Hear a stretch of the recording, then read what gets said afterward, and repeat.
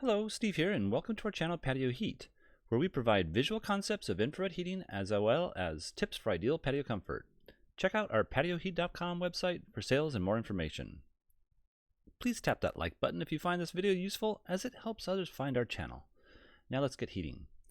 Alright, so I have a viewer comment question in reference to what type of heat footprint you get when mounting either a 4,000 watt or a 6,000 watt Infratech heater at a mounting height of 9 feet. So the bracket itself would be 9 feet off the ground. Here you can see I have a slab just at that 9-foot elevation.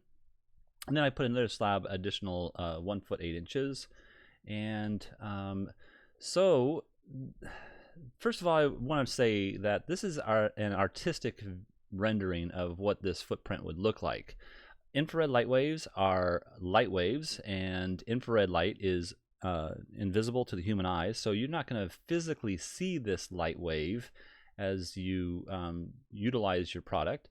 However, there are products out there that have a big orange glow, and you do see it and it reflects all over the place. That's not a true infrared heater, and that's not what I'm trying to depict here with this orangish rendering here of this shape.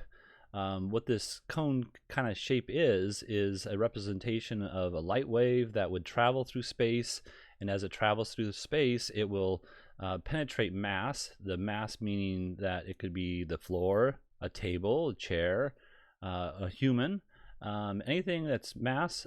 Infrared light wave will penetrate and absorb into that mass. So keeping that in mind, the light will continue to travel through space until it's actually absorbed into some sort of mass. Here we have this 4,000 watt unit, and again, being that this is an artistic rendering, these footprints of heat are not like laser focused. This is a generalization of what the footprint will look like. And so, like, if you were to look up their Infratech's owner's manual, you'll see that a footprint of heat of roughly 9 by 9 is what to expect. That would be like the ideal footprint of heat. That's on a 4,000 watt unit. And then the footprint of heat on a 6,000 watt unit has an ideal mounting height, I believe, of 10 feet off the ground. And with that being said, your footprint of heat is going to be roughly about 9 by 12, or maybe even 9.5 by 12.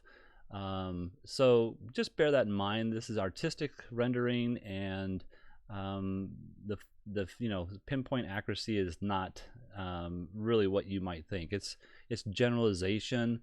And also, like, if you consider the light wave doesn't just stop right here. It does bend and stretch out further and further. So there is physically heat rays or infrared rays that travel outside here from this heater. Let's say this is the 6,000 watt unit.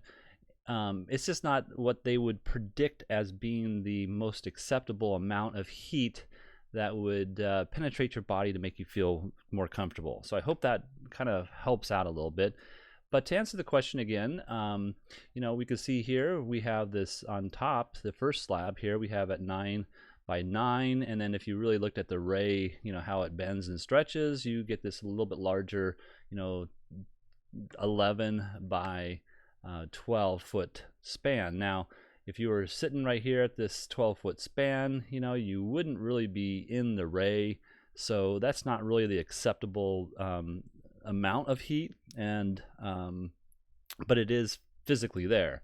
And if you go to the 6,000 watt, you'll see that it's very similar. Now, my dimensions aren't, like I said, exact, so that one's 9. Now this one looks like it's 8, so that's much smaller, obviously, but the ray itself is a little more precise, where you have 2 elements, and the reflector is a parabolic reflector inside here, and so the ray is actually bouncing off of that parabolic reflector a little bit differently than if it was just in the center, and that's why you have a slightly different footprint of heat. Now, Ideally, this unit would be mounted a little bit higher, and you would get a wider footprint of heat. So if you were at, let's say, the 10-foot elevation, you'd get somewhere in that 9-foot to 11-foot footprint, and you can see that it actually stretches out a little bit further because there is a ray, and it does curve and stretch and bend as it travels through space. So you'll see here I have this almost at 13 foot by 11.5 feet, let's say. And so that would be your most acceptable amount is right here. This, we'll just call it 11 feet here by down here. We got about 9 feet here. So that's where you can kind of predict the footprint of heat. Now you can see that the footprint of heat also would cover the space here, which is on the top here. You see it's about 92 square feet. And on this bottom edge here, this footprint down here, you're looking at about 120 square feet. And here you'll see this is approximately 105 square feet. Now those aren't exact numbers, and they're gonna be different in every application based on the true element of angle, and that it's pointed straight to the ground, and that's actually 9 feet, not 9 feet 1 inch. There's all kinds of different little tidbits that will affect the precise amount of information. But so this is generalization, and I hope this is what helps answer this question, and I look forward to other questions. We're always open to answer those, and thank you very much. Again, if this has helped, please tap that like button. We really appreciate that. Have a great day.